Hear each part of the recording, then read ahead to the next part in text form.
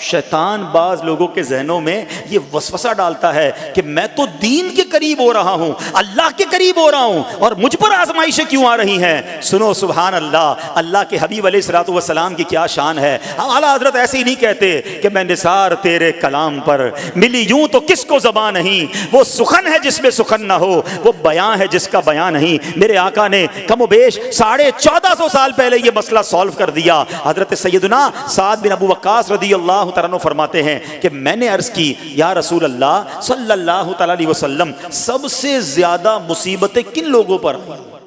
گلی مکا دی نا، پنجابی بچ کہتے ہیں نا، گالی بات ہی ختم کر دی۔ حضور یہ بتائیں سب سے زیادہ مصیبتیں کن لوگوں پر آئیں؟ پیارے آقا نے فرمایا انبیاء پر۔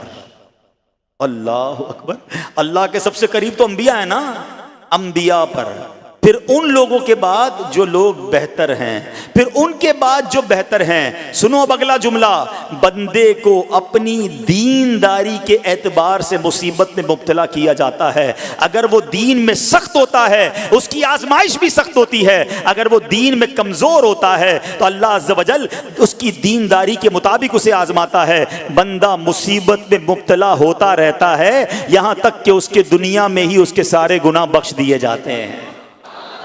گویا اللہ کی یہ رحمت ہے کہ بندہ بڑا نیک ہو رہا ہے، رب چاہتا ہے کہ اس بندے پر آزمائش بھیجوں، میرا نیک بندہ صبر کرے، اس کے گناہ معاف ہو جائیں اور میرے پاس آئے تو اس کو جنت میں داخل کر دوں۔ اللہ اکبر۔ اے پیارے اسلامی بھائیوں، یاد رکھنا، اب جو میں نے ایک سوال قائم کیا تھا نا کہ یار میں تو دین کے قریب، میں تو اللہ کے قریب ہونے کی کوشش کر رہا ہوں اور ایک کے بعد ایک آزمائش آ رہی ہے، یہ کیا ہے؟ اب ایک اور حدیث سن لو، سبحان اللہ۔ حضرت سیدنا انس رضی اللہ تعالیٰ عنہ سے روایت ہے، سرکار والا تبار، ہم بے کسوں کے مددگار، شفیع روز شمار، دو عالم کے مالک و مختار، صلی اللہ تعالی علیہ وآلہ وسلم نے فرمایا، جب اللہ عز و جل کسی بندے سے محبت فرماتا ہے، سننا ذرا غور سے، اللہ عز و جل جب اپنے کسی بندے سے محبت فرماتا ہے یا اسے اپنا دوست بنانے کا ارادہ فرماتا ہے تو اس پر آزمائشوں کی بارش فرما دیتا ہے۔ اللہ کریم اس پر محبت بھی فرما رہا ہے اور آزمائشیں بھی بھیج رہا ہے۔ دوست پر آزمائشیں کون بھیجتا ہے؟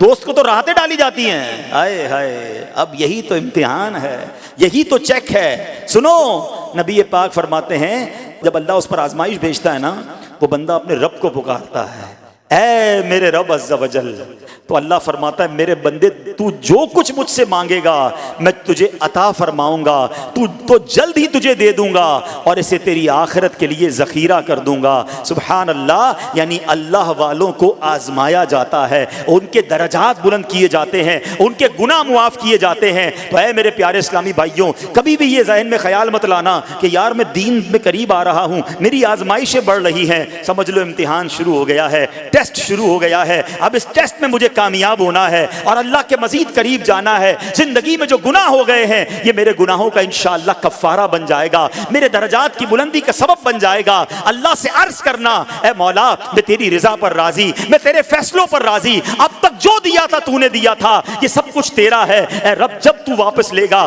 میں اس پر راضی۔ جب یہ ثابت قدمی نصیب ہو گئی پھر دیکھو غیب کے خزانوں سے کیسا آپ کے دل پر سکینہ اترے گا، پھر کیسا آپ پر رحمتوں کا نزول ہوگا۔ تو اے میرے پیارے اسلامی بھائیوں، مصیبتیں آ چکی اور آنے بھی والی ہیں، پہلے ذہنی طور پر تیار رہنا، مگر صبر کرنا۔ یہ چند دنوں کی، چند گھنٹوں کی، چند لمحوں کی مصیبت ہے، مگر یہ تمہارے درجات کو بلند کر دے گی۔ رب کریم صبر